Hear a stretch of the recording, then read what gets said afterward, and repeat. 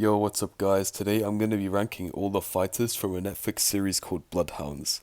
This is a Korean drama show, so forgive me if I just cannot pronounce the names because I can't speak Korean. If you haven't watched this yet or plan on watching this show, I wouldn't recommend watching this video as it contains spoilers. But without further ado, let's get on with it. In the no scaling tier we have Im Jang-do, Kim Hyun-ju, Do-young and Yang-jung. Im Jang-do just gets his ass beat by Hyun-ju, and Hyunju, although she seems very skilled, has no scaling to anyone else in the verse besides random goons, who also have no scaling, and Jangdo, who has no scaling either. But she's still the goat for slicing that guy's throat. I fucking hate that guy. I'm still outside with the grip. What you expect, my jewelry? Liu Do-young also has very vague scaling since he is only shown to fight goons, who once again have no scaling. Yang Jung is shown to contest Kim Yong-gil, but it's hard to say where he scales in terms of hand-to-hand combat, since they fought only with weapons. The people in this tier aren't necessarily worse than everyone else in the verse. They could be very highly ranked, but it's just kind of hard to definitively say where they scale to. So for that reason, I won't rank them, just to be safe. Now in this tier, we have Hong Woo-jin and Kim Gun-woo in episode 1. For obvious reasons, Gun-woo would be above since he defeated Woo-jin when they fought in the ring. But other than that, these two are pretty weak and low down, which is shown when In-bom just completely washed Gun-woo in their fight, with Gun-woo being barely able to hurt him. And next we have once again Kim Gun-woo and Hong Woo-jin, but this time they're mid-season selves. It's kinda hard to scale them to each other since all they did was 2v1 In-bom, but they were shown to be relative to each other. But just purely because Gun-woo was better than Woo-jin when they last fought in episode 1, I'll put Gun-woo above once again due to the fact that there's nothing to necessarily contradict Gun-woo still being above Woo-jin. But once again, they were relative. A case could probably be made to put one above the other, but I'm just giving Gun-woo the benefit of the doubt. However, Moon Gwang-woo would be above them both, as he was shown to do better against Captain Jung than Woo-jin did, and Gun-woo and Woo-jin were shown to be relative based on their performance against In-bom. Gwang-woo was shown to press Captain Jung quite a bit and lasted a lot longer than Woo-jin did, so for that reason he would be above Gun-woo and Woo-jin's mid-season selves. Captain Jung would be at the top of this list since he defeated Moon Gwang-woo before Woo-jin came in. He also safely beat up Woo-jin in episode 5 and is held in high esteem by Kim Yong-gil.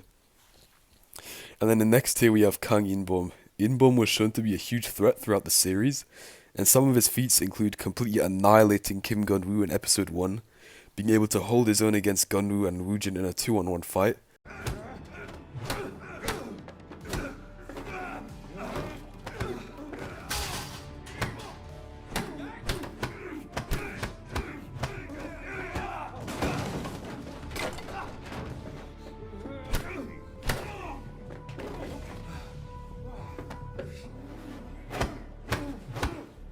being able to smash a watermelon with his bare hands.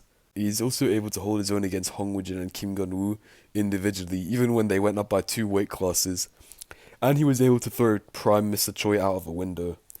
He would be above Captain Jung due to the fact that he performed better against Woo-jin than Captain Jung did, as we see Woo-jin was in a much worse condition after fighting In-bom than when he fought Captain Jung. And even if you want to make the argument that In-bom got the jump on Woo-jin the second time they fought, which is true, even when Woo-jin was able to recover, In-bom was still shown to land hits on Woo-jin, whereas Captain Jung couldn't land a single hit on Woo-jin the second time they fought.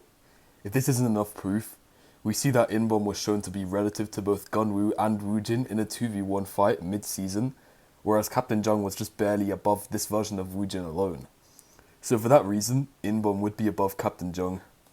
Kim Yong-gil would be above though, since he was shown to do better against Gun-woo than In-bom did, due to the fact that Gun-woo was shown to be mocking In-bom and giving him a chance to get up, whereas he couldn't even attempt that when fighting Yong-gil.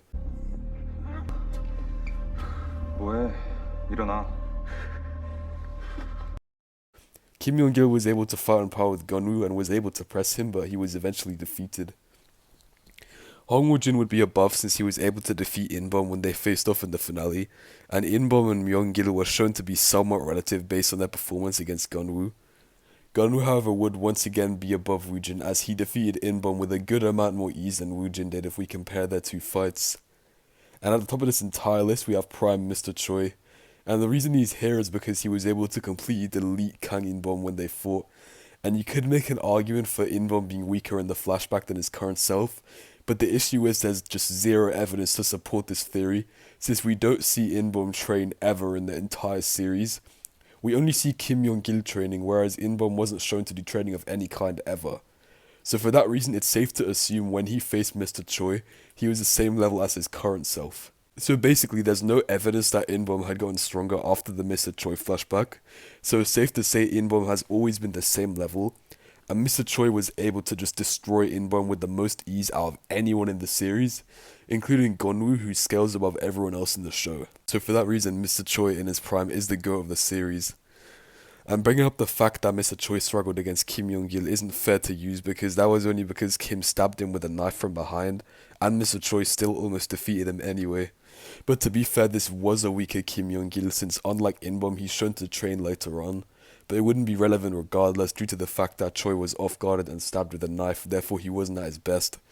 Proof that Mr. Choi only struggled with Myung-gil because he was stabbed by a knife would be the fact that he defeated Inbom easier than Gunwoo did, and we know Gunwoo defeated a stronger version of Kim Myung-gil than the one Mr. Choi faced, meaning if Mr. Choi were at his best and didn't get stabbed and off-guarded, he would have just destroyed Myung-gil with so much ease, since he defeated Inbom faster than Gunwoo, meaning he scales above Gunwoo, and we know Gunwoo scales above Myung-gil seeing as he beat him. And like I said, once again, there's no proof that the version of Inbom that Gunwoo faced was better than the one Mr. Choi faced at all. So just purely because Mr. Choi was the only one who just was levels above Inbom, I will give him the number 1 spot. Because even if you want to argue that Gunwoo was slapping the fuck out of Inbom in the finale, which is true, if you look at Mr. Choi's fight with Inbom, Inbom wasn't even able to land a single hit, whereas against Gunwoo, Inbom was able to headbutt him and strangle him for a bit. But the same can't be said for Mr. Choi's fight. So for that reason, Mr. Choi will be at the top of this list. I hope you guys enjoyed this video.